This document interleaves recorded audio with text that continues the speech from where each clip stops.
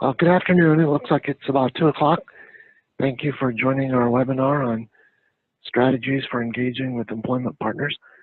I want to apologize again for all the technical problems we've had in the past. It's always interesting learning a new platform for these webinars, and I think we've got it under control now, and we should be pretty good moving forward. But again, apologize for having to postpone, and thank you for joining us. I want to remind you of a couple things.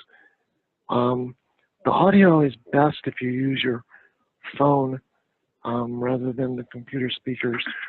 That's generally a little more clear, and if you're having trouble, I'd suggest making sure that that's the case.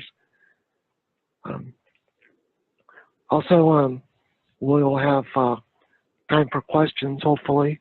So if you have any, please put them into the question box that you should see there on your screen. And when it's appropriate, we'll take a break and answer some of those.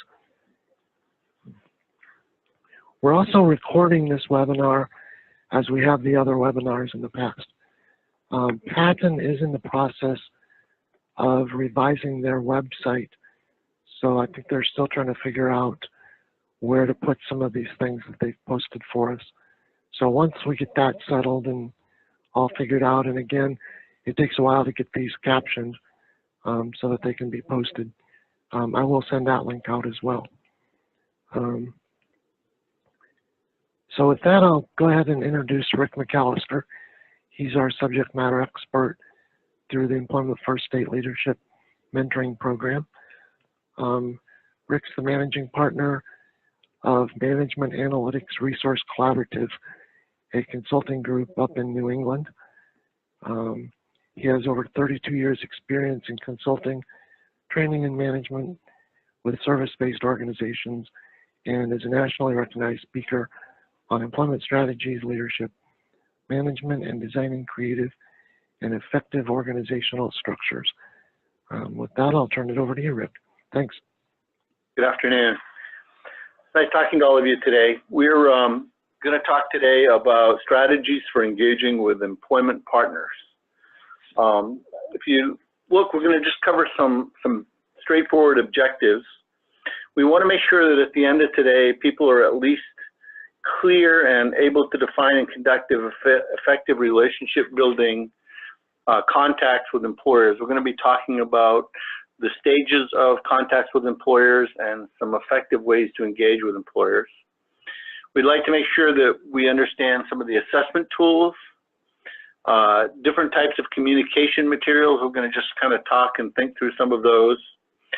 I'm going to break down the stages of job development and the value of breaking it down so that we understand why it's important to know what stage of the job development process we're in. It depends on a lot of how we're communicating to our partner and partners, and how important it is to network and the value of networking. We're going to want to talk about make sure that we're maintaining all of the information that we collect in a database and how we would use that and want to use that.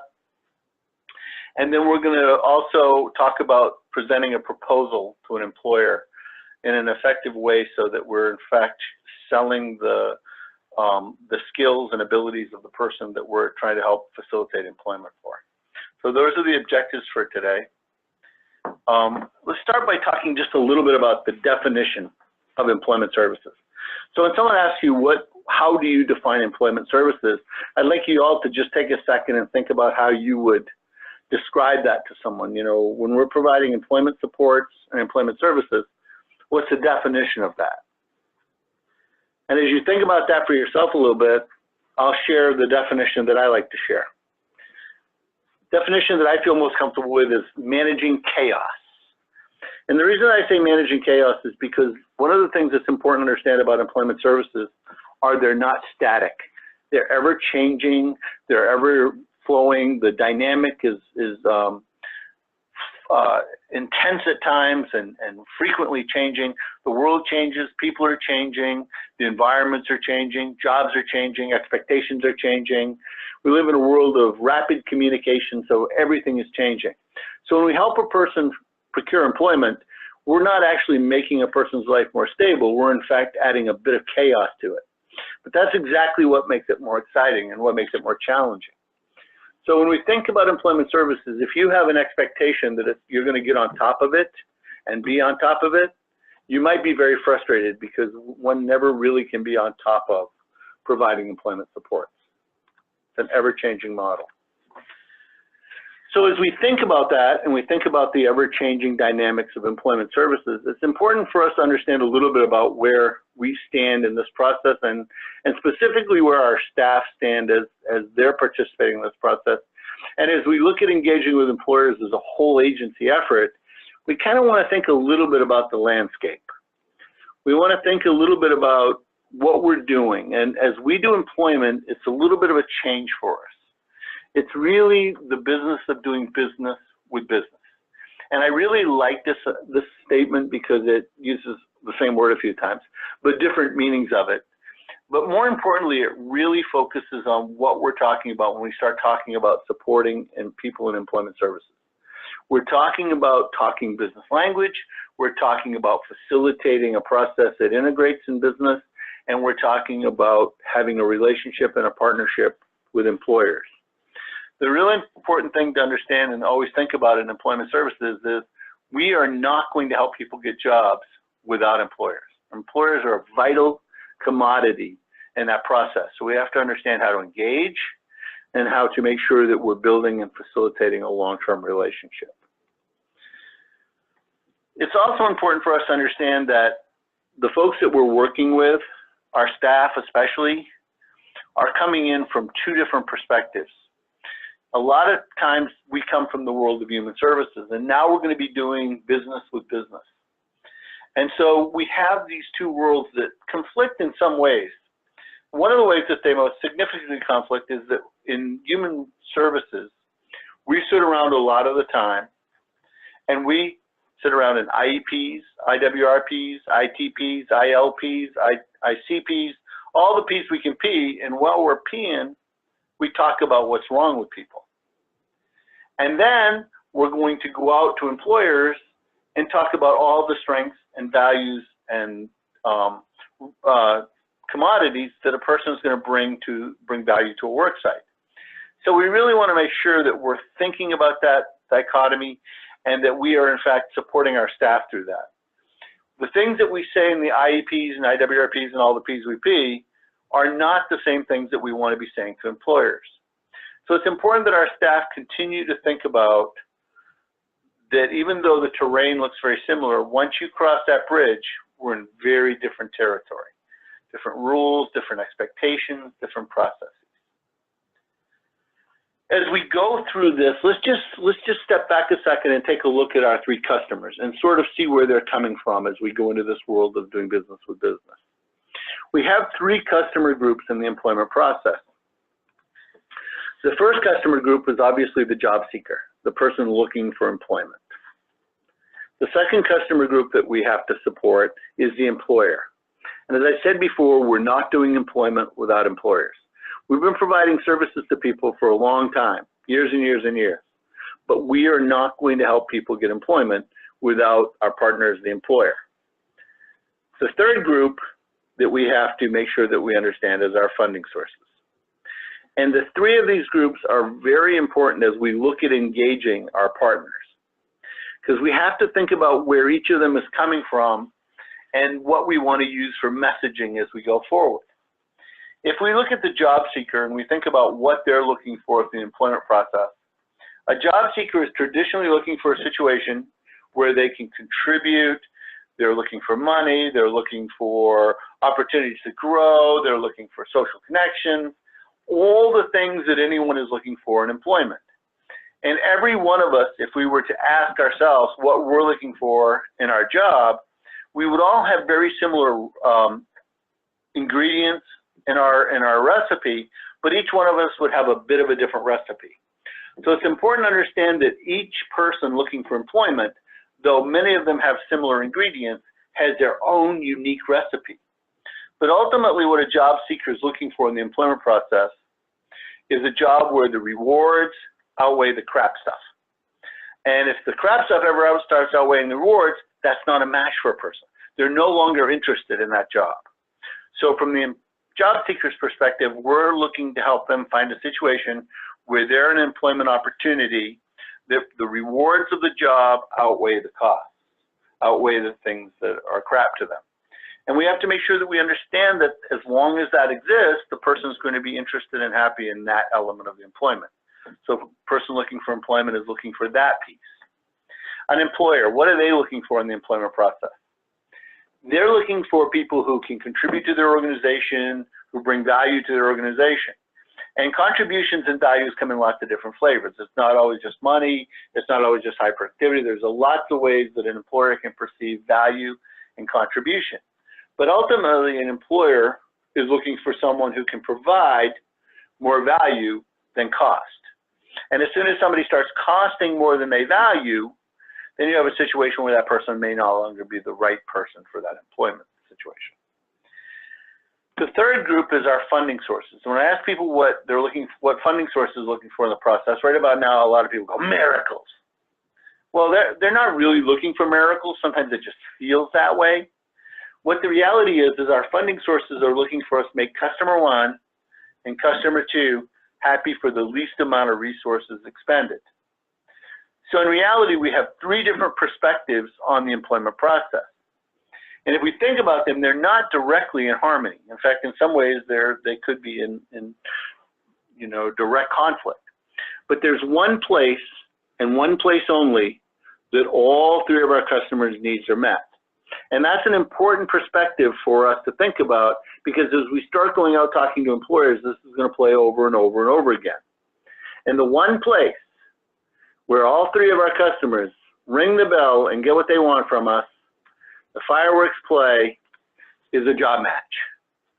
And the job match is actually the balance between the needs of all three of our customers.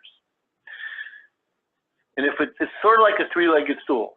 If we don't get that balance between all three, three-legged stool with one leg too long or one leg too short, we can spend a lot of time holding it up, but eventually it's going to teeter and fall. And that's what happens to a job match. If we haven't focused on meeting the needs of all three of our customers at the time that we support a person in employment, we're going to spend a lot of time and a lot of energy, and then ultimately that position could crash. Now, what we have to think about is, in the crash, which of our three customers gets burned? And without really even being too detailed on this, we can understand that all three of our customers get burned. The employer doesn't want somebody who doesn't match. Most importantly, the person who's seeking employment doesn't want a situation where it's not a match. And our funding agents certainly don't want to spend a lot of time putting together our opportunities and expending resources on things that don't match. So the one thing that we're looking for in the employment process is job match. And the reason I say that is because as we go out and we start engaging with the employment partners, employers, we have to remember the only thing they want from us is a job match.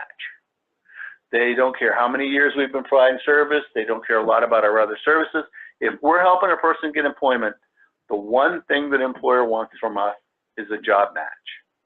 So we need to make sure that we're communicating that we're in the job match business, we're talking job match, and that everything we're doing with an employer is targeted towards getting to a job match.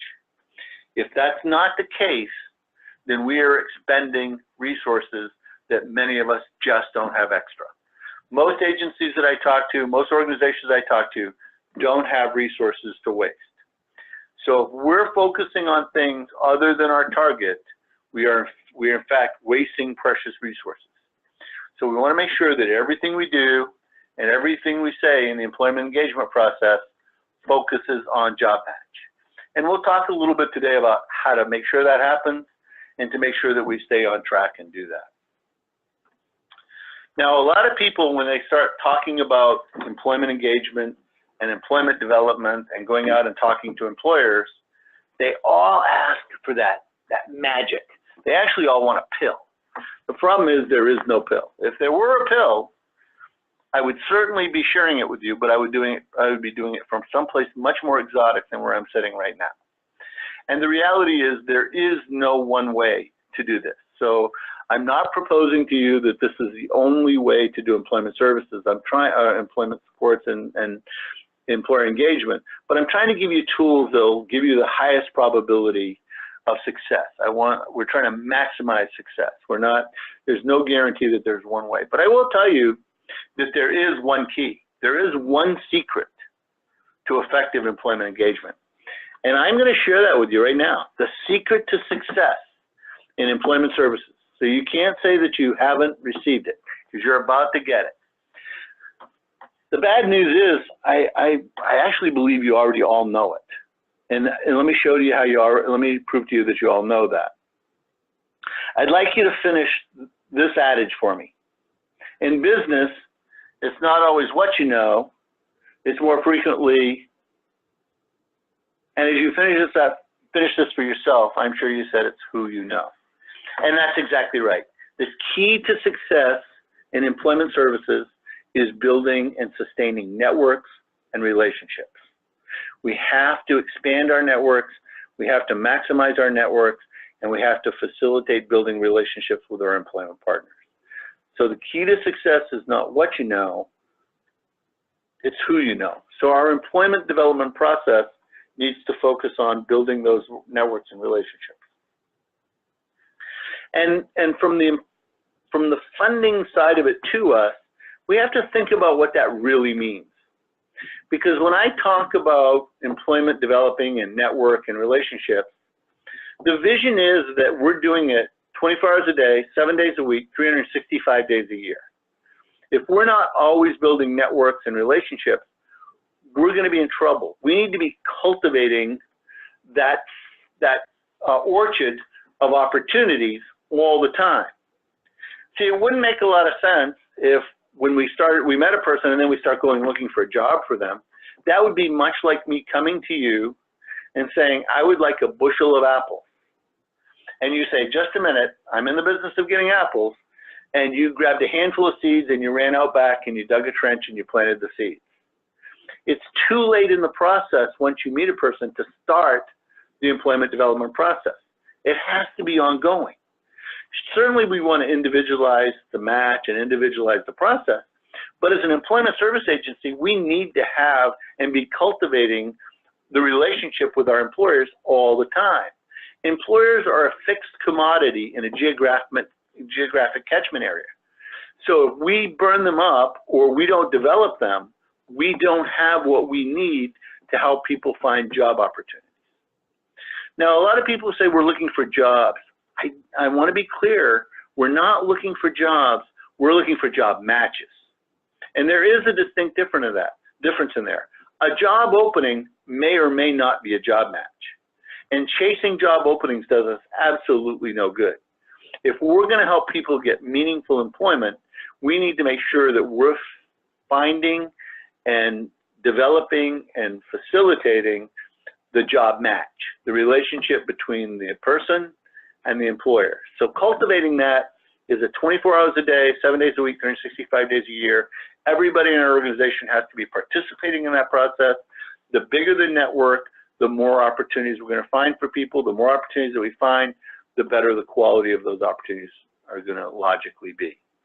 So the reality is we got to think about employment development as a cultivating process, not as a go out and find it once we have a need. We've got to be planning now for people that we don't even know. Let's talk just a little bit about the flow of employment as we think about the employment process. As we think about the employment process, I want to make sure that we're kind of walking through and thinking about what we're talking about when we talk about employment development. So I've shared with you on the screen a very basic flow of employment. Now, I'm not pretending that this is the only one, but I want you to think about this is a good way for us to model and think about it as we go forward. The referral comes in, and then our organization does a high quality assessment of the needs, wants, and desires of an individual. And as we do that assessment of the person, we really focus on needs, wants, and desires, as well as skills and abilities. We want to make sure we get a good picture of what that person's personal recipe for the job match is going to be. And then we do that magic plan to think about how we're going to facilitate that. And that comes down to that part of a job match.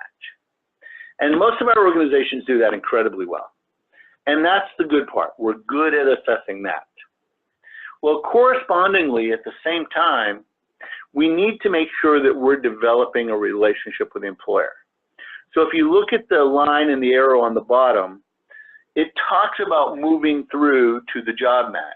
It talks about the initial contact with the employer, relationship building, and then the proposal. And what's very important in this flow chart is for us to look at when the job match hits.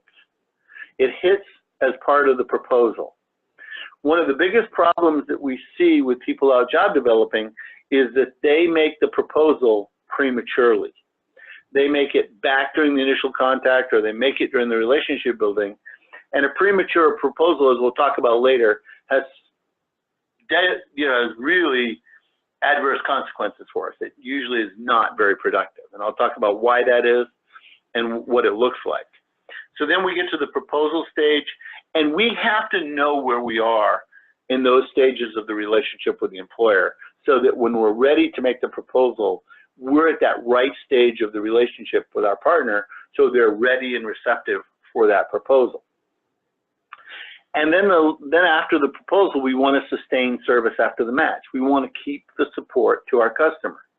Now, we want to keep it to all of our customers, but we really want to also attend to the fact that we want to make sure we sustain that relationship with the employer. It's great to be an advocate, and we want to be good advocates for the people we provide services for, but we have to also understand that we might have other people who would need a job or want a job with a given employer. So to be a good advocate for all the people we provide services to, we need to make sure that we're sustaining those relationships with our employment partners, the people that we need in order to facilitate employment opportunity. So service after the match is a critical component of effective relationship building. And as we build that service after the match, that naturally feeds into a bigger and expanding network of contacts with employers. So conceptually, that's what we're really trying to get to. And let's talk about going through that process and facilitating it. As I said, we work with the person, we understand their skills, needs, wants, and desires. We want to make sure that we've assessed preferences of people that we work with. We want to talk about doing skill inventory so that we understand the skills that people have, and we want experience summaries. We want things that people like. One of the worst things we can do for the people we work with is ask them a title. What job do you want? And expect a title. Titles don't define jobs. And we're going to set a lot of people up for failure and frustration if we ask that question. We need to talk about what the elements, the ingredients of the recipe are. And we can do that from doing some preference inventories, looking at skills, and most importantly, looking what experiences people have. What has worked for them? What has been exciting? What jazzes them? What do people do in their spare time? What do people do when they're not engaged? And we can't just ask people. You know, a lot of people say up here in New England where I live, you know, people say, what do you want to do? They say, I want to work outside. And they want to work outside until that really first cold rain in October, which we have already had up here. And that first cold rain, and then they say, geez, you know, that working outside wasn't all it's cracked up to be. So this is what we need to do with a person. And we need to help them understand how important it is for them to network. But today I'm not really talking about this side of the equation. What I need to talk about today is the other side of the equation, which is really focusing on the relationship with the employer, managing, negotiating, facilitating the relationship with the employer.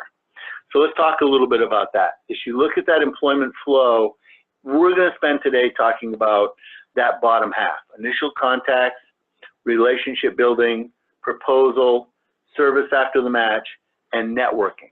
That's what we're going to spend the rest of this afternoon talking about. One of the things as we start talking about staff is what is difficult for them in facilitating the pieces we just described. What's difficult in the initial contact, the relationship building, and the proposal, and especially the initial contact. And as we talk to staff over and over, one of the things they tell us that's most difficult for them is what I call the 10-yard mile. And the 10-yard mile is when you walk across the dance floor to ask someone to dance, and they say no, it is a mile back to your seat. That rejection factor. That's the difficult piece. So when I hear people tell me they're getting those rejection factors, it's important to realize that maybe if we're getting a lot of those, we may not be saying the right thing to employers. Because if we're saying the right things, there shouldn't be a whole lot of these rejection statements. In fact, we really shouldn't be asking for rejection too early in the process if we're asking the right things. So today we're going to talk about what those things might be and how one might say them. So let's think about those stages of employment that I talked about. Now, you probably could break this down a lot of different ways, but I think for our discussion today, let's break it down into 4 areas that we really want to make sure that we think through. And the first area is initial contact. And we're going to spend some time talking about that. That is probably the most important thing that we can make sure that we master and people that are going out talking to employers are mastering. We want to make sure that we're mastering that first few sentences, because when we start speaking to an employer, one of 2 things is going to happen off those first few sentences. We're either going to be able to build on what we say, or we're going to be spending a lot of time recovering from what we said. So those first few sentences are critical because we want to lay a groundwork that we can build upon. We actually want to make sure that we are, in fact, communicating that we are in the job match business. And we'll spend some time talking about that. The second thing we've got to do is, after we've done the initial contact, is we've got to facilitate the relationship building. And the relationship building is really about making sure that we understand what's going on with our partner. We've got to see the job. A lot of people say to me, I don't need to see the job in order to match somebody. I can't imagine that that's true. I mean, you might match somebody without seeing the job, but I can't imagine that we think that we really could match somebody to a job without seeing it. How can we know how it flows? I mean, if you know the major tasks, but a job is much more than that. It's about culture, it's about flow, it's about people. How can we really honestly say to an employer, we have a good match for them for the job if we've never seen the job? Something seems odd and out of sync when we make that statement. So the reality is that we can't tell an employer we have a good match for their job if we've never seen the job. So the relationship building is about seeing the job and understanding it. And then we're at a point where we're ready to make a proposal to the employer. We're at a point where we can say, look, we have somebody who we really think is jazzed about your job. We understand the elements of your job. And if a person needs support, these would be the supports that this person is going to need in order to be successful. And so that's the kind of proposal we need to be able to make to an employer. And then after we make that proposal, we have to provide the support to both of our customers. Now, the reality is that we're not going to be 100% successful in facilitating job matches. You know, probably about, you know, if a really good employer, really good, and they're really good at screening and they're really good at hiring, on average nationally, they're having about 70% success rate, and that's really high. But 70% success rate, so 30%, 3 out of 10 people are probably going to fail on a job. So if we have an expectation that we're going to be perfect at that, at job matching, that's going to be a frustration for us. But we have to want to get close to that 70%, 60, 70%. We've got to be close to that. That way we're providing a service to the employer. We're providing a value. And that's really what we bring to the table, is that value relative to the job match. Now again, let's spend a little time as we look at the employment flow talking about those first 2 areas, the initial contact and the relationship building. Now when we walk into an employer, they're probably in one of 3 places. And in my experience, they are in one of these 3 places. You have some employers who live over here in the no column, as you look at the screen over in the red, the no column. And we walk into some employers and they say, no, I hate you, get out of here. And they say that even before we say anything. And we've got to realize that that's not a group of employers that we have to worry about because we can't have much of an impact on them. And so we can't worry about what we say having a significant impact on them. Then we go to the other side of the screen, and in the dark green, we have the yes. Now, that's what we want to get from the employer, but we have to be careful because when we walk in the door of some employers, they're already in the yes column.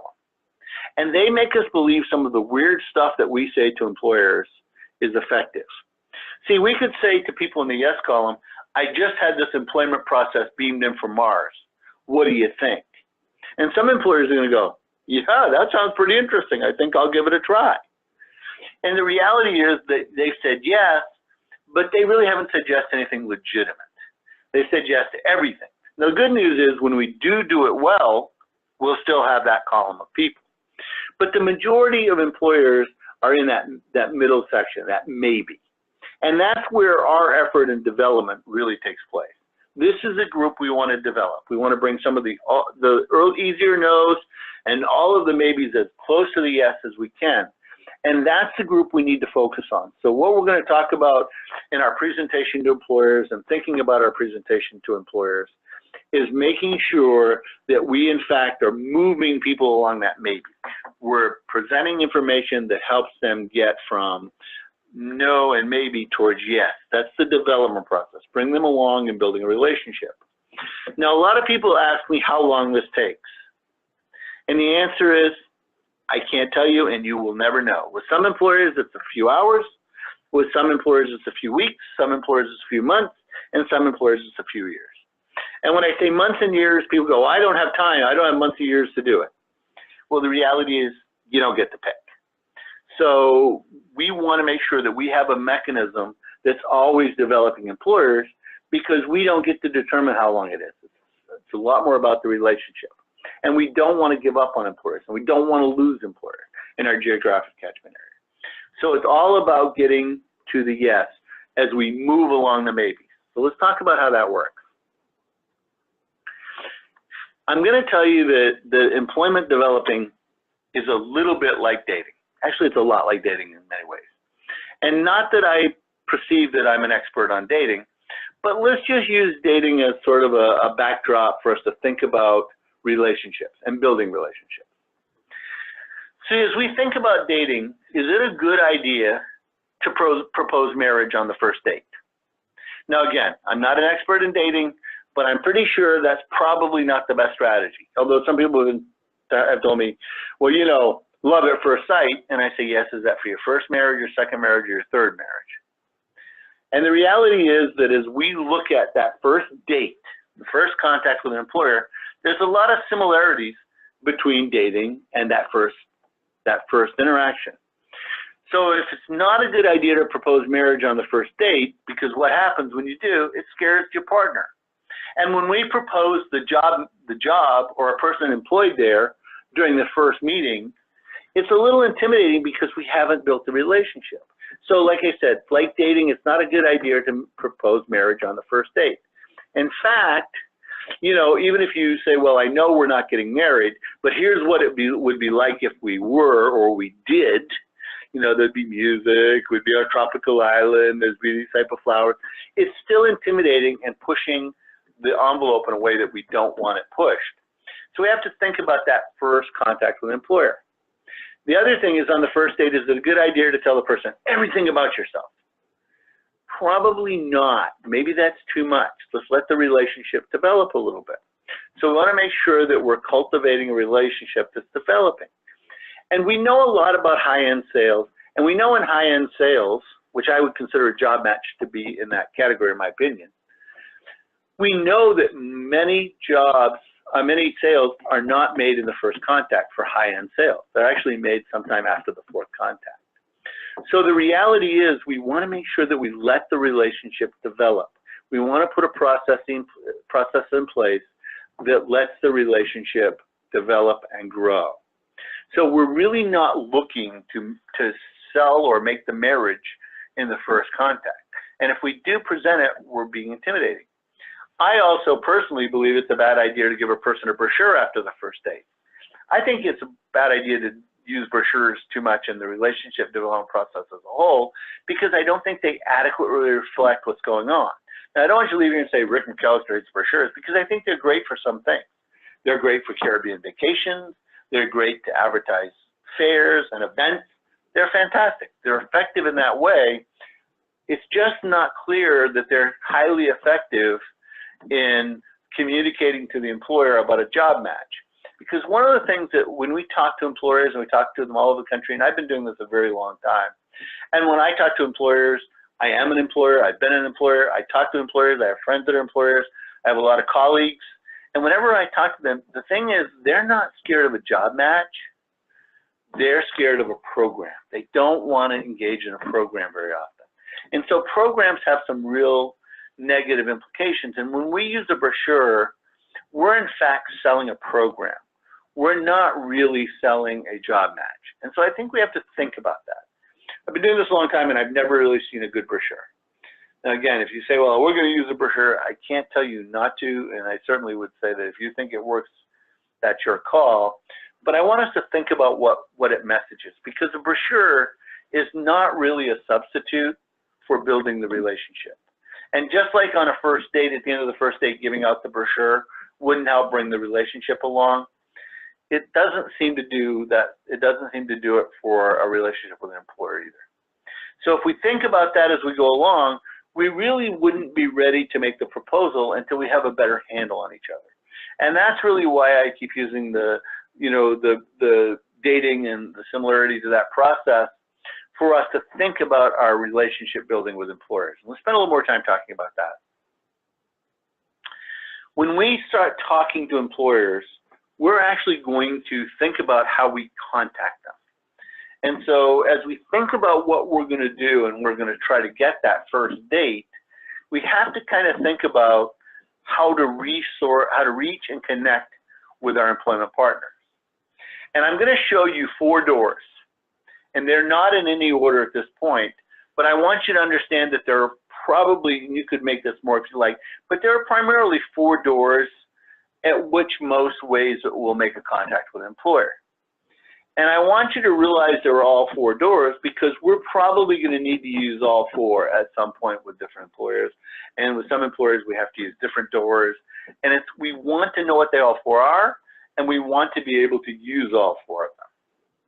And so let's think about what they are, because if you walked up to a building that had 4 doors and you knocked on one door and it was locked, you would naturally walk around to the other doors. Unfortunately, in job development, I see people go to one door, knock on it, get rejected, and not try any of the other doors. And that's where the mistake lies, because again, we can't eliminate employers in our geographic catchment area because we can't get to and build a relationship with them. So let's think about what the 4 doors are, and then think about how best to manage our time to utilize the doors. Now, if you look on the screen, the top left as you face it says job seeker formal. And again, I'm not putting these in any order at this time. I'll come back and talk about that in a few minutes. But I want you to think about what that door means. So job seeker formal are things like resumes, applications, online applications, job fairs. That's where there's a formal process for the job seeker to contact the employer. And that's one door into an employer. The second door into an employer is job seeker informal, top to the right. Job seeker informal. Job seeker informal are things like places that the person does business, places that they interact, places that they go to, people that they know, neighbors, friends, professional contacts. Those are job seeker informal networks. Those are doors into employers through those informal connections. And that's another door for us. Okay, then we have team members, and team members are us, support team. Team members, there's formal. Those are things like cold calls, business-to-business networks.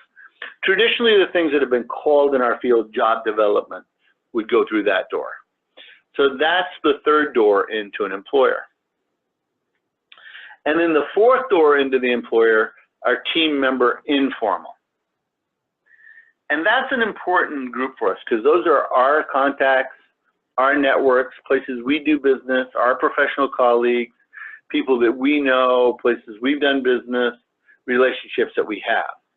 Now, I was doing a training in a state in the Midwest a few years ago, and I got right to this point, and a lady, it was a large group, probably 250, 300 people in the room, and this lady stood up and goes, "I know where you're going."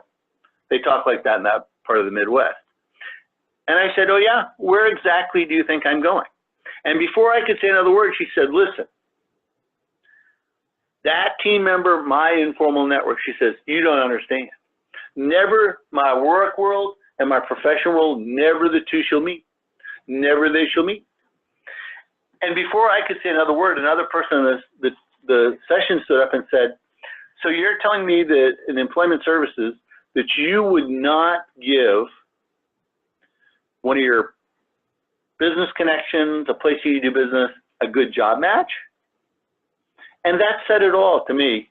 If you're not job matching, you should be scared of talking to employers and sharing it with contacts and professional contacts. But if you're doing job matching, you're doing everybody a favor. So it shouldn't put any of our contacts in an awkward place for us, because if we're not doing job matching, you're right, we probably shouldn't be talking to anyone. But if we're doing good job matching, we're actually facilitating a relationship that benefits everyone involved. And so we've got to make sure that we're job matching, but let's get back to these four doors. So we have these four doors in, and we want to make sure that we're using all of them.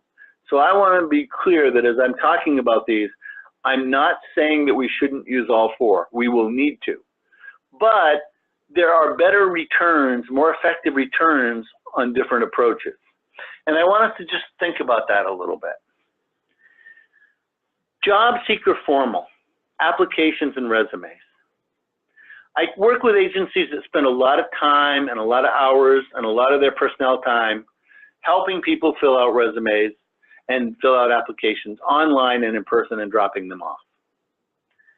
And I was doing some work with an organization about a year and a half ago, and two of the people that were doing employment facilitation came in to me and they said, "Oh, we're so good. Last week we spent the whole week and we did 200 applications, and we took them out and we delivered all of them, 200. I spent time with the person I was supporting and we delivered 200 applications." I did not say one word to them. But a few months later when I was back, I said to them, I said, "You remember those 100 applications and 200 applications and resumes you took out? How many of those have you got a return on?" And the answer was 0. And that's probably representative of the type of return that most times that's going to return for you. Because nowadays, many organizations, many companies actually have people who don't even, actually have processes where people don't even see the resume or the application. They get screened electronically. And so the odds of somebody getting through that process are significantly less. So though it's not an absolute no-go, it's a very low return on a lot of effort. So I think we would want to think about minimizing the amount of time and effort that we actually focus on that piece. The next one I want to talk about is team member formal. Cold calls, networks, going out and talking. Now, I think that that's probably an effective tool in a lot of ways, but by itself, it has some barriers because we're limited by the number of contacts we can make at a given period of time. We're limited by time and process. So if we do it really well, it can be very productive, but it's nowhere near as productive as the other two approaches. And the other two approaches are job seeker informal, getting into people's networks, helping them make connections. Making connections through them and with them is a very powerful way for us to get people interviews. And then team member informal, our networks and our processes, that's exactly where we want to get to. In fact, when we do team member formal, we want to try to get them to a point where we have a relationship with the employer. It's not what you know, it's who you know. And we want to get to a point where we know a lot of employers. So that's really what we're trying to facilitate. Now, as we start talking to employers, we want to make sure that we're documenting these contacts. We want to make sure that we are, in fact, maintaining what I call an employer file, a history of our contacts. And when an organization tells me they're having trouble finding people employment or they're having trouble getting people job matches, the very first thing I ask them to do is show me their employer files. And I'm always a little bit stunned by how many organizations don't have employer files. These are our customers. We want to maintain a record of the relationships with them and how it's gone. We don't just need to know that we contacted them. We want to facilitate that relationship. We want a relationship plan. We want to make sure we're managing the relationship and cultivating it. We want to cultivate our orchard of opportunity. We've got to make sure that we're, in fact, building that. So when we make a contact to an employer, we want to start an employer file. And that could be electronic, or it could actually be even in paper if you need to. I'm much more of a fan of the electronic model, but whatever works for your organization. And the reality is we want the demographics of the employer. We want the contact information. And we want to have what I call a relationship management plan. What that really talks to is facilitating the last contact that we had, how did it go, and facilitating the next contact. What do we do next? What are the next steps in the relationship? And if we've set up a time to come look at a job, when, where? After we've looked at a job, we want to make sure that we have a record of the job that we looked at. We want to have a job skills inventory, a JSI, of the job. We want to make sure that we put that in the record so that we know that's the employer's version of that job. Not a job description, not 3 inches of information written on a blank piece of paper or a newspaper or a format. We want to understand the job, the culture, the way it flows. We want to make sure that we clearly understand the expectations of the job so that we can facilitate the match. Now, a lot of people say to me, Rick, boy, this takes a lot of time. It does, but making a bad job match takes a lot more time and a lot more wasted resources. We want to put the effort into the upfront component of effective employment relationships. So this is the employer file. Are there any questions at this point, Devin? There's not, but I had one. Okay. When you're talking about the employer plan and paper versus electronic, is there certain programs that you would recommend for that, or just do you use Excel, or how do you keep track of that? Well, there are some customer management programs out there, but I think that one can manage this just in Excel, or actually Access, or even Word. What you're really looking for is just a record. So you can set up a file of employers and a file for each employer, and you can just put all the documents right into that file. So it can easily be done in Word. It can certainly be done in Excel. So you could do some metrics on it if you chose to, and certainly in Access. But you can also buy more sophisticated software, but the cost and the return on those, may not be all that great. So I think you can maintain it with just an electronic version of Word or Excel. Okay, thanks. Sure. I don't see any other questions in the question box, but I would urge everyone, if you have questions, please put those in and we'll ask Rick for you. The other thing I wanted to mention while we've got a quick break here, those of you that are just listening in by phone, unfortunately, with this platform, there's no way to really recognize you. So if you have questions and you're just listening in by phone, or if you have questions after the webinar, please feel free to email me. My email is dgrant@pa.gov. And then I think, Rick, you probably give your contact at the end. I do. So you can email that way too. Okay. Thanks, Rick. Sure. So let's go back and talk about that job match process. We've talked a little bit about the flow, and I want to make sure that we get to the job match and the proposal. So as we talk about individualized employment, we're going to want to make sure that we've thought about what we say to the employer. So let's talk just a little bit about the initial contact. Today we have, in our total, we have an hour and a half of time. And I would say that spending that on the initial contact could take that long, but I want to give you a perspective on what we might want to say during the initial contact and how that might look. Now again, there's no one way, but we want to maximize what we're saying to the employer. So I want to make sure that I talk through the initial contact to you and then talk about the relationship building process. So when we first make contact with an employer, no matter which of the doors we've made it through, we want to make sure that we're saying things that make sense. So I've talked about that we want to keep saying job match. So what we say to the employer during that first contact, no matter what door we've entered through, we're going to have to tell the employer who we are and what we want. And we want to be able to answer that right up front. That's the first few seconds of our conversation. So we want to say something like, my name is Rick McAllister. I work for such and such an agency. I'm with their employment and training department. And your agency is exactly what you want to share. There's no reason not to.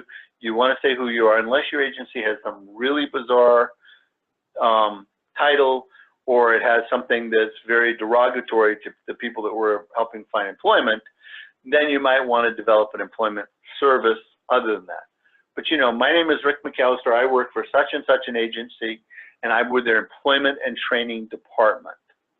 Now, your organization may do a lot of different things, but it's critical to make sure that we say to them employment and training. That's what we're there for. We're there to help people get employment. So I'm Rick McAllister, I'm with such and such an agency, and I'm with their employment and training department. Now that's going to tell them who you are and give them a perspective of it. And then we're going to want to say something that engages them. And we're going to talk to them why we're there. We're not going to ask them if they have any job openings. We're not going to tell them that we're there to match somebody into their job.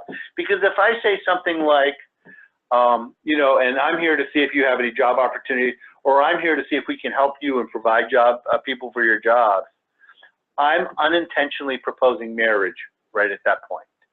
That's too soon. It's intimidating. It may be why we're there, but it's too intimidating to use that approach. So I recommend saying something like this. I'm Rick McAllister. I'm with such and such an employment and training. I'm with such and such an agency. I'm with their employment and training department. It's very important that we understand your employment and training needs so we can better prepare the people we're working with to be good candidates in the job market. Now, what that messages are two things. One, it messages that we're really, it's important to us to understand your needs. So I'm here to understand your employment and training needs so I can better prepare the people I'm working with, which is another part of my mission, is to make sure that I help people understand what the market is and make sure that people are in fact matching to the market and they understand what the demands are going to be. And lastly, listen to what I said. It's important that I understand your employment and training needs so I can better prepare the people I'm working with to be good candidates in the job market. Now that's a key piece of the pie, because I'm not saying in your company, because I don't know yet whether I have anybody that would be a match for your company. I actually haven't even looked at the jobs, so I don't even know if I would want somebody to work in that company. It may be the worst employment conditions on the East Coast or the West Coast or the Mid Coast. What I have to do is make sure that I'm in fact telling them that I'm interested in their needs. I'm interested in making sure that people are good matches. And if you think about it from an employer's perspective, what employer is not interested in making sure there are people that are in the community that are good candidates? So they have a vested interest in that just as much as we do. Employers need good employees. Now, a lot of people say to me, Rick, why would an employer hire somebody who needs support when they could hire somebody who doesn't? See, that's always a head scratcher for me. I hear that a lot when I do this training around the country, and it's a head scratcher for me. Because if any of you have ever been a supervisor, a coworker, or an employee, let me ask you this. So as a supervisor, who all have you hired that didn't need supports? And if you're a coworker, who all have you known, including yourself, who didn't need supports? And if you're an employee, has it been true that you've never needed supports? So the reality is employers are not scared of hiring people with supports. What they're scared of is this unknown. And more often than not, what they're really scared of is they're caught in a program. You know, we say weird things to employers. We talk about things like the ADA, and we say that, you know, I have this big pistol, I call it the ADA. I won't shoot you with it, but look how big it is, and look how shiny it is. And we scare the heck out of employers.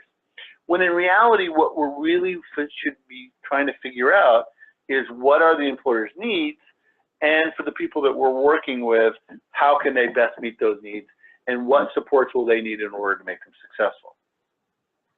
So we really want to make sure that we're conveying that message. It's important that we understand your employment and training needs so that we can better prepare the people we're working with to be good candidates in the job market. Now, sometimes employers will ask you very pointed questions, like, I know your organization. I know you. You work with people with disabilities. Flat out, the answer to that question is yes, I do. I work with people with disabilities. Our organization works with people with disabilities. Don't say more. Don't say some.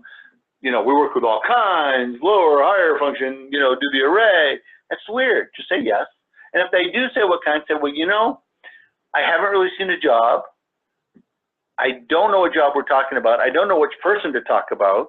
Because even though you went there for a person, when you walk through the door of the employer, we've got to make sure we understand all the employer's needs so that we can better facilitate the job match.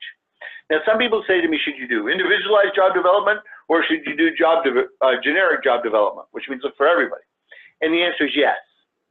You've got to do both. They are not mutually exclusive.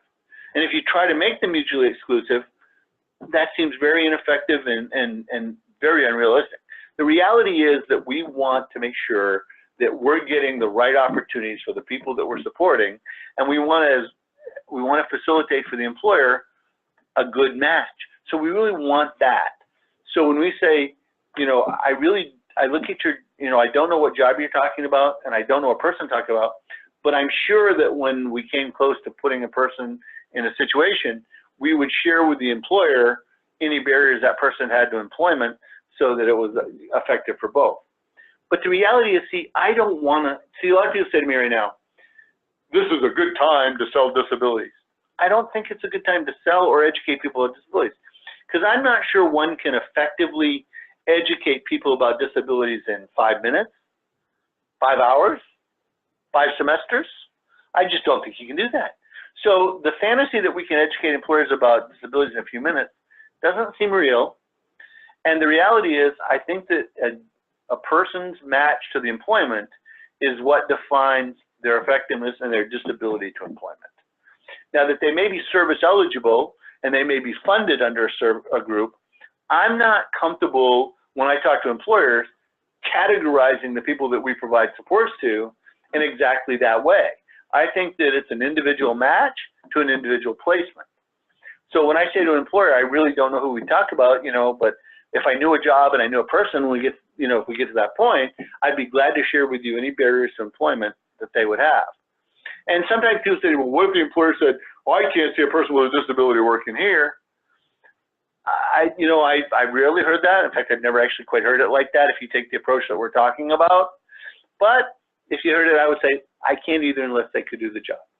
And so the reality is that we have to not be concerned about what we think. We want to sell the match.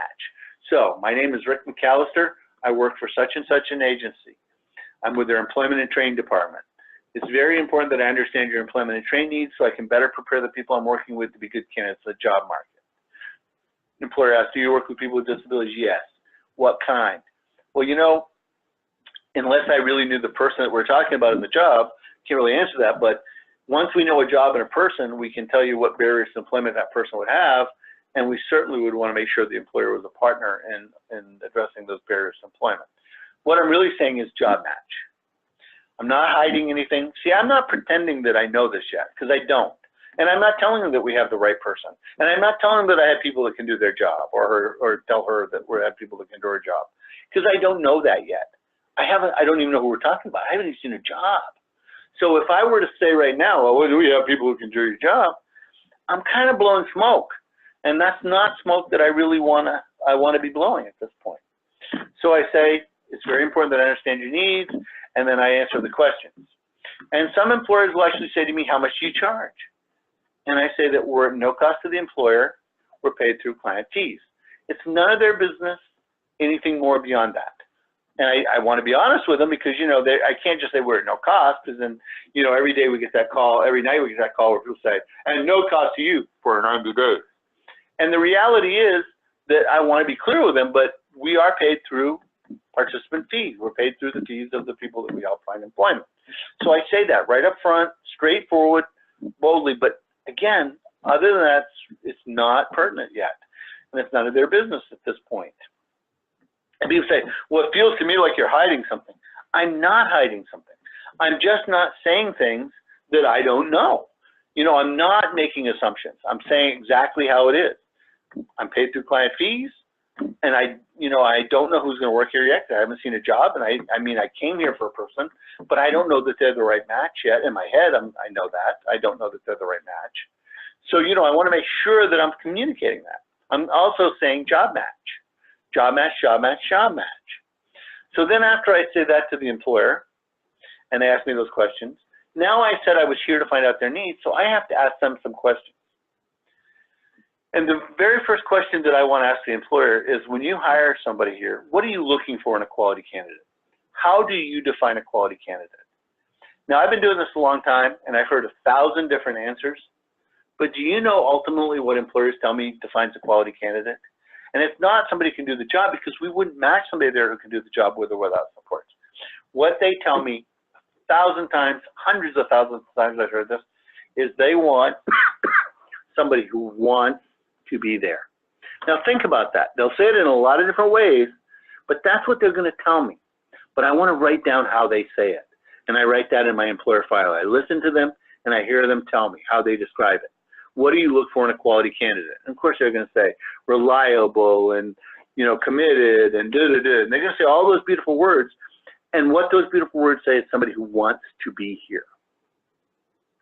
And then the next question I ask them is, where are you getting those people from right now? Because that tells me everything about their culture.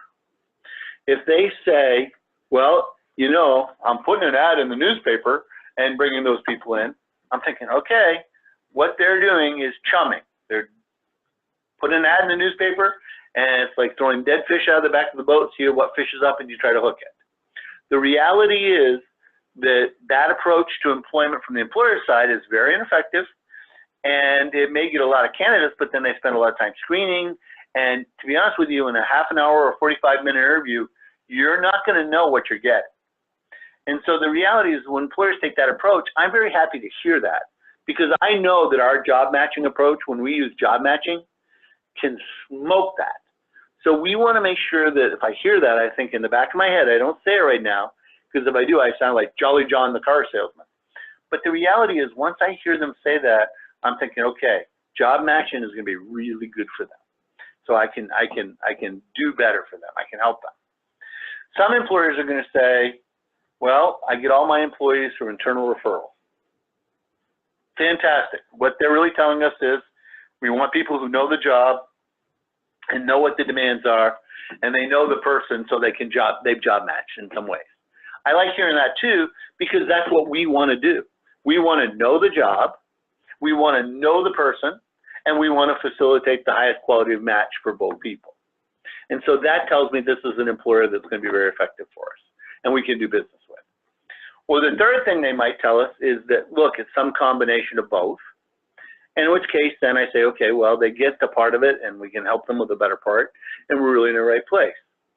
You know, they also could say something offbeat like this. They could say, well, you know, I get all of my job matches, all my job placements through the Vocational Technical College's placement office down on such and such a street, okay? If I hear them say something off like that, my next visit is going to be down there talking to that group, because they got something going on, and I want to know what it is. high probability it's going to be good job matching, but I want to know how they do it, and I want to know how they're reaching the employers, and that's who I want to network with.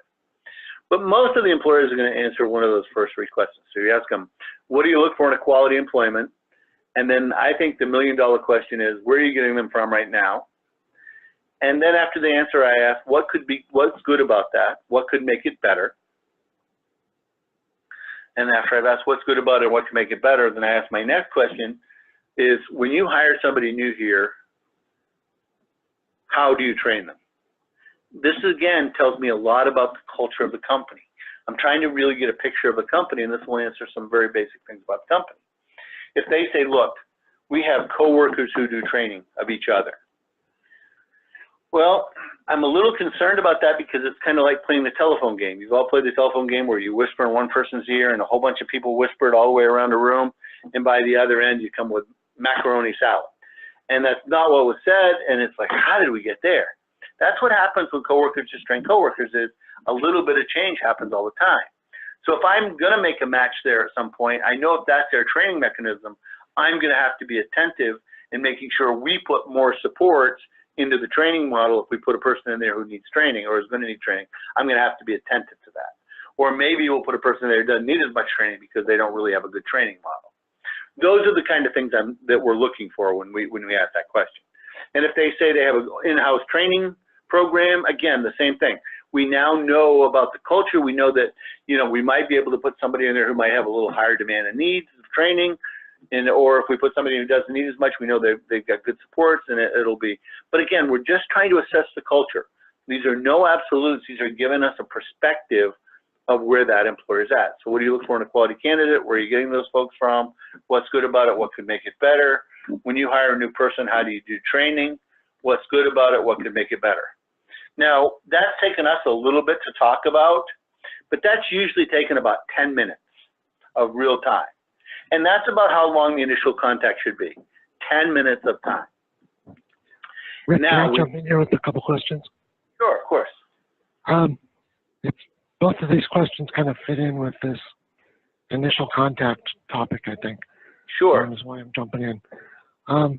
So one question was, with the increased contact with employers, not only for job placement, but community participation activities, how can you assure that employers are not being overwhelmed? There's several agencies that might be making contact in that same area. Yeah, I think that that's an important question, and I think that we have to be attentive to that. I think that we want to make sure that's why we're limiting the number of those cold call type contacts, because we could be overwhelming employers. And especially if we're overwhelming them for too many things. One of the flaws that I see in doing too many, investigational or, educational contacts, if they're not really educational contacts to learn about the person, learn about a job, and we're actually using those for the job development piece, is we are overwhelming employers. We want to be very thoughtful of that, and we want to be very careful not to do that. I think that we have to be certain that, we're having 1 or 2 people, and that's why, again, why the relationship management of the employer file is so important, that we talk about who's going to contact that employer and when they're going to contact them. And every time we have a person looking for a job, we don't just go there. We go and learn about the company, and we make sure we have a relationship with them. And we go when we're ready to make a proposal or introduce a person. And we've got to be careful about that, because you're right, we're overwhelming. Employers are telling that. They're saying to me, I had 5 people in here trying to do, educational interviews about my job. And they said, I don't have time to do that. This is a very good friend of mine. And I said, I understand. And so we do have to be attentive to that. And I think that's why the relationship log and relationship approach is so important, because we do want to manage how often we're contacting the employer.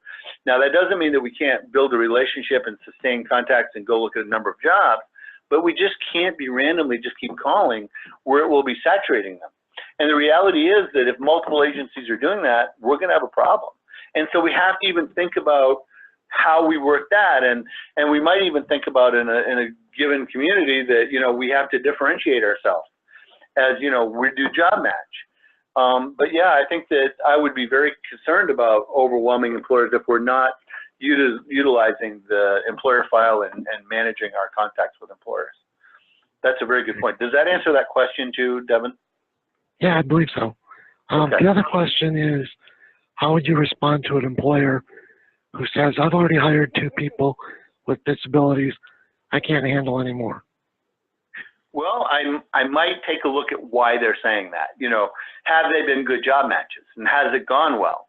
And, you know, one of the things that's important is, if you'll notice what I said to the employer was, I never said, my name is Rick McAllister and I want people with disabilities to get jobs and I'm trying to hire people with disabilities. Because again, when you sell the disability, or you sell the person as just having the disability, so you should hire differentiate the disability, you run into this. I mean, in essence, that's a programmatic approach. All right, I'm already in the program, I have 2. And that's dangerous, because the reality is that, you know, an employer can hire multiple, in fact, every person an employer hires probably has some version of a disability. But now we've stigmatized some of the people that we're working with, and we've categorized them as a specialty hire. They become the disability hire. And we have some disability hires. And I think that, again, that's part of the point that's being made here, is that if you focus on selling the disability, you might get somebody to hire somebody, but at some point you saturate that market. If you sell job matches, an employer is never going to have too many job matches. I mean, other than they just don't have any, they're full of employees, which that's good news. So that's really a good reason for an employer to say no. But if they're saying, I can't hire another person with a disability, that tells me that they're treating them as a separate group. They're having to provide things that are not just matches, or they perceive they are, and they've bought into a piece of the program. And so that tells me a little bit about what we said to the employer and their perception of what we're saying and what a job match is. And that's the downside of it. Now you're hearing the you know, paying the price for selling a program. And so that is a problem with it. And I might say to an employer that says that to me, geez, I'm kind of sorry you feel that way, but, you know, I'd really want to make sure you have good job matches. And if they're not good job matches, then let's talk about what's going wrong. So, you know, there's a, you know, unfortunately that's down the line, but that's a feedback of us doing a process that had some pretty significant holes in it. Thanks. Sure. Are there any other questions? No, that's it for right now. Okay. So after we've said the things that we want to say to the employer, then we want to ask to see a job. Now, we want to ask to see a job that's pertinent to their company, something that's going to put us in the middle of their company, something that's valued. A lot of people say to me, well, I'm going to ask them to show me the job they have the highest turnover in. And I said, well, let's think about that. There's a little bit of flaw to that logic, because if they're having high turnover in that job, something about that job really stinks. And I don't think it will stink any less for the people we provide support to than it has other people. So I don't know that we just want to be in the business of taking the jobs that other people don't want or there's high turnover, but we do want to see things that are important to the company. And so we want to ask to see the job. And a lot of people said to me, why would an employer let me look at a job? Well, think about it from the employer's perspective. How could you tell me you have a match to a job if you've never seen it? And what message that sends to them? That, well, we know the market, so we know the job. No, we don't. We've got to see the job. And I've got to tell you that where I live here in New England, we have multiple employers that have actually worked with people to get them security clearances so they can come into their companies. Because there, you know, in some areas of New England, there are defense contracts, and they will help the employment service agencies get clearances so they can come in and look at the job. Most employers, when you use the technique that we're talking about, now if you go in and you propose marriage and you sell your program, all bets are off. Because if you've noticed, we've been talking about not doing that. So if you go in and do a part of that or a piece of that, then you're right. Some of the things that we're talking about aren't going to be successful. But if you say the things that we've said here today, and then you say it's important that I look at a job, I would like to come in and take a look at a job. I have this tool called the Job Skills Inventory. And we all should have a version of a job skills inventory, a picture of how we assess a job. And we use that inventory, that job skills inventory, for us to look at a job. When a person is good at doing that, it's usually about 20 minutes a time to look at a job. We ask to go see the job, we go in. And you can even say things to the employer like, look, I know you're really busy, so I wouldn't mind if you set me up with a foreperson in that department, and he or she can show me the job. I'm only going to be in 20 minutes. And I'll tell you what, after I look at the job, I'll send you a copy of the job skills inventory, what I've seen, how I've seen it, what I perceive it to be. Because, you know, you'd be surprised that employers, how much they would appreciate objective looks at how a job flows. A lot of employers have job descriptions, but job descriptions are usually a very weak mechanism for us to make sure that we've seen a job. So the job skills inventory is a very powerful tool for employers. So we go in and we do a job skills inventory, we look at the job, we say thank you very much, and we leave. We go back, we look at what we know about the person. Now, if you're looking at the screen, we've now done the relationship building and we've looked at the job. We go back and we look at what we know about the person, and we identify whether we're ready to make a proposal. And I'm going to now talk about the tool to make that proposal. But we cannot effectively make proposals if we're not looking at jobs. So let's take a look at the proposal process. You know, I keep hearing people talk about individualized employment. And defining individualized employment has many different meanings for many different people, but to me, it's making sure that the pieces fit together. The job and the person both support each other. There's value for the person and there's value for the employer. That's individualized employment. And so we need to think about what we're looking to do when we match. So we're really looking at the gap. If we're looking at a job and a person, and we believe they're an effective person to make a contribution to that site, there will always be a gap. Every one of us has a gap in our employment between what the expectations of the job are and what we can perform. And that gap size is not as important as our ability to identify it and put things in place to facilitate success. So a very effective tool is something called the gap analysis tool. And this is a tool that I recommend that you put in your repertoire of skills. In fact, if you were to ask me, what's the most important thing in the employment process? This is the tool that I would tell you, from my perspective, is the most important tool in the employment process. It's understanding the gap between the job requirements and the person's abilities. And when you identify a requirement of the job and then where the person sits or stands relative to that job, that task, how effective they are in completing it, if they can't meet that demand, then there's a gap. And for each one of those gaps, we're going to need an intervention, an accommodation. And so what we want to do is when we look at a job, and then we look at each element of the job, and then we look at the person, and we look at everything about the person. And we would systematically get down through and say, okay, if this job, this person's going to need this support. This job, this person's going to need this support. An example of that would be, and this may not be pertinent to people you're providing services with, I'm just using an example. The job might require telling time to the minute. And I have a person who tells time to the hour. They don't meet the requirement. There's a gap there. Or I have a person who doesn't understand the passage of time. That's a bigger gap. And so the reality is I want to identify what that gap is. Job requires telling time to the minute. Person tells time to the hour. I have a gap. My interventions can come in multiple flavors. They can be job modifications, job restructuring, training, whatever intervention. And again, another training that we could spend a whole couple hours on are different types of interventions. But what we would identify as the intervention or the accommodation or the approach to overcoming that gap. That becomes the intervention. And so this tool helps us lay that out so that we're able to talk to an employer and we're able to say, look, I've looked at your job. I have this person who'd be really jazzed about doing it, but this is the type of support they're going to need in order to be effective.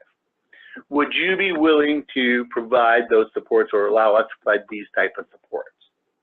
If the employer says no, we never have to present the person. We never embarrass the person. We just say, okay, I understand, and we go on. But if you notice in the process that I've talked about today, that's really the only time the employer would probably tell us no. And so that's a no we can live with because they're not saying, no, I won't do business with you.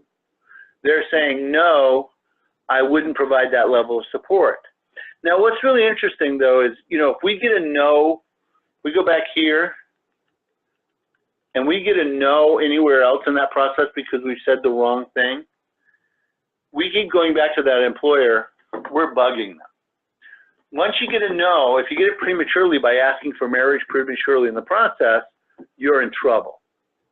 You're out of business with that employer. And again, once we start burning up employers in a geographic catchment area, they're a limited commodity, we burn them up, we're going to be in trouble. So I want to use the gap analysis tool to give me a perspective of how to make the proposal to the employer. And I could have multiple gaps and multiple interventions, but I want to know what they are. I want to know what they are so I can be effective in supporting the employer in the match, and more importantly, so I can be effective in supporting the person in the match. And then once I make that match, if the employer says yes, then if you look at this tool, the column way to the right is how well I'm doing with it. How's it going?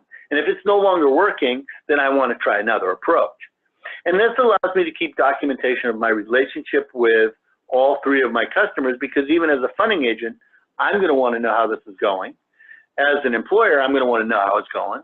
And as the person who's being supported, I want to know how it's going. So this tool keeps everybody in a place where we can communicate it effectively to them.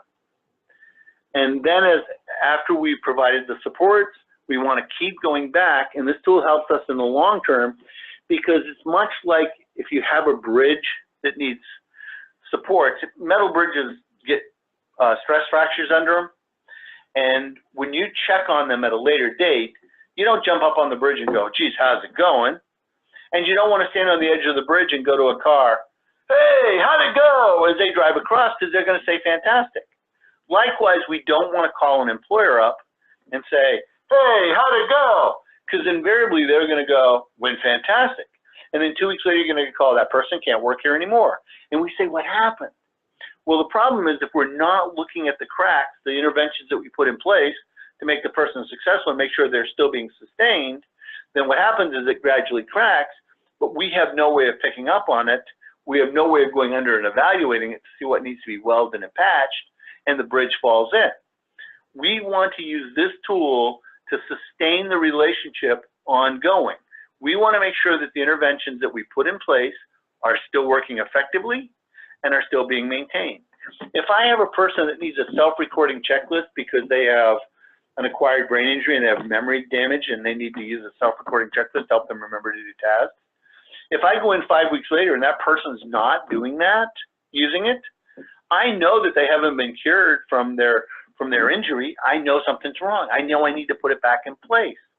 That's an example of making sure that the intervention is staying and sustained, and not just calling the employer and going, hey, how's it going?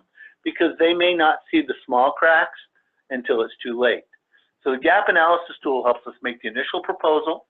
It helps provide the supports to stabilize employment, and it also provides the ability for us to provide the long-term support service after the match. Okay, last as we start winding down here, I want to make sure that I just talk to the metrics. One thing that I hear a lot, and I think positively hear a lot, is what are the metrics in employment and in the employment engagement process that are important.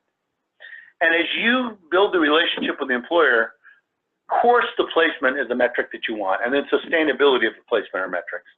But I think the most important metric before you even get there is the number of jobs that your people are getting to see. Because here's the metric. If you're not getting to see jobs, we're saying the wrong things. And if we're getting to see jobs, the number we're getting to see is very critical, because the more jobs we get to see, the more jobs we get to understand, the more opportunities we can discover, and the more likely we're going to make multiple job matches. So the metric that is most critical in the employment engagement process is the number of jobs that we're getting to see. That is the most critical metric. That's the one that if I were running an organization or a program or a team, that I would really want to make sure that I was watching.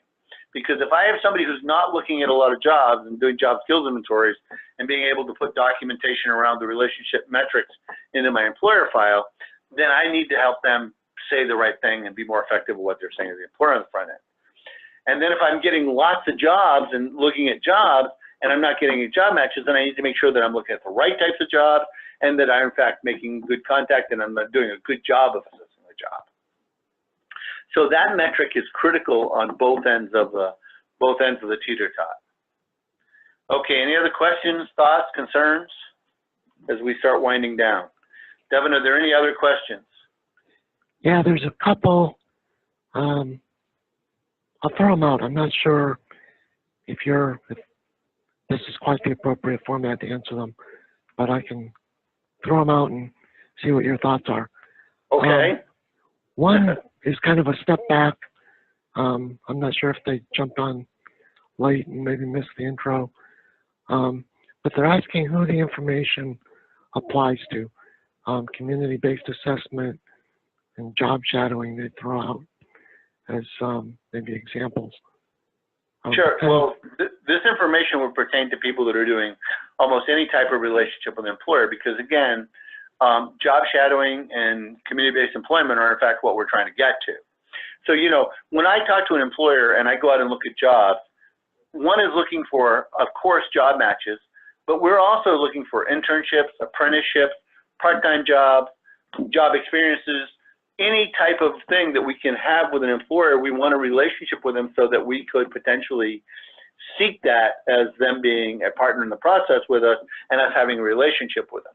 The better our relationship with an employer, the more opportunities for placement that we might have, but also the more opportunities for all those other things.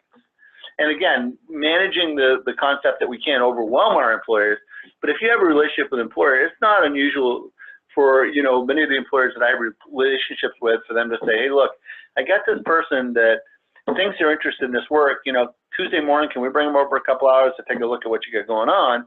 And the employer knows that I'm not jamming them, I'm not trying to do anything. They say, sure, you know, come on over, because I have a relationship with them. It's not somebody I don't know, it's somebody I built a relationship, cultivated a relationship with. If I say, look, you know, I got this person who we need to do a job trial for, I know you get a shipment on Thursday mornings, you know, can we come over and we'll strike a deal where you pay, you know, minimum wage, and this person will work for 3 hours for you, helping with your group doing the minimum wage. Or, you know, you can't pay them, well, we'll pay them, but we'll help with unloading, and we can get a perspective of their, because they say that's what they want to do, we can get a perspective of them doing that activity. Those are examples. And so the reality is that, you know, that this is geared towards any part of that process that you're doing, because again, they're a partner in the employment relationship process with us. Does that answer that question, Devin? Yeah, I think that's a really good answer. Thanks. Okay. The last question that I see in the question box here is, what type of training do you recommend for the job coach / job developer so they are prepared and knowledgeable to execute this process? And maybe before you answer, in terms of what's available from the state here in Pennsylvania, all of the different agencies offer different trainings at different points. This webinar is one example. So I know like all the agencies have different listservs, so I would definitely recommend signing up for all those listservs so you get notices of all the different things that are coming up that might be opportunities for further training. And that's a good point. And one of the places that you can look is on the Employment First website. There's wonderful literature and documentation at the Employment First website, and you know, some of those things can be shared, and there are already these trainings and these webinars, and you know, there's been 2-day trainings done in your state around employment development, and there's the ACRE training programs, and all of those are very effective. So I recommend somebody getting multiple trainings to be really effective at the employment process. You know, I think going to ACRE trainings and participating in ACRE trainings and certification programs and online programs are effective.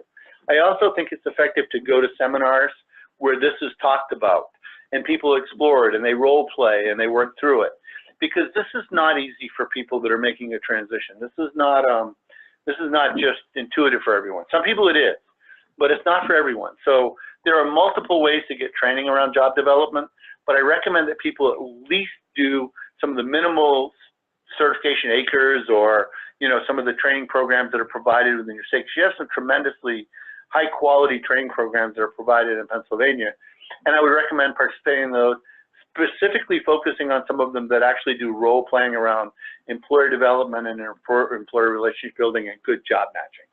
Those would be the kind of things that I would look for, and I would certainly recommend. All right, thanks. Well, our time's about up here. So it's the last minute. I wanted to thank you, Rick, for the presentation. It's some really good information. I also wanted to remind people that we have recorded the webinar. We've recorded all of our past webinars. We do get them captioned before we post them publicly. And that website is kind of in process of being moved with Patton that hosts it for us. So once we get that all sorted out, I'll send a link out to where those are. And we usually get a link for just the straight recording that's not captioned. So if I get that, I'll send that out as well. And with that, I see that it's 3:30. So again, thanks, Rick. Thanks, Evan. And stay tuned for next year. Again, I'm not quite sure what we'll be doing, but hopefully we'll be doing some additional webinars again. Thanks, everybody. Thank Have you. a good day. If anybody has any questions, my contact is at the end. I'd be glad to answer them by email. Thanks.